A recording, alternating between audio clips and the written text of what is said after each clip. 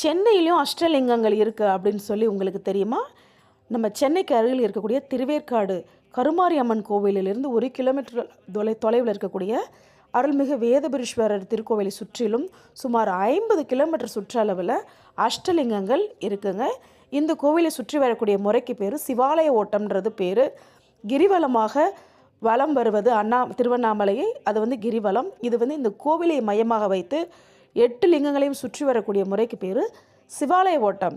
இந்த சிவாலய ஓட்டம்ன்றது பல்லாயிரமான ஆண்டுகளாக வணங்கப்பட்டு வழிபடப்பட்டு வந்திருக்கு. சமீபத்தில் இது மறைஞ்சி போயிருக்கு அப்படின்னு சொல்லலாம். இருந்தாலும் ஒரு சிலரால் இந்த கோவில்கள் சுற்றப்படுது. ஆனால் இப்போ சமீபத்தில் பெரிய அளவில் இந்த அஷ்டலிங்க தரிசனம் அப்படின்றது சுற்றி வராங்க. இது 7வது லிங்கம் குபேரலிங்கம் வேம்பு நாயகியோட சுந்தர சோழபுரத்தில் அருள் பாலிக்கிறாங்க. தனுசு மகர ராசிக்குரியது.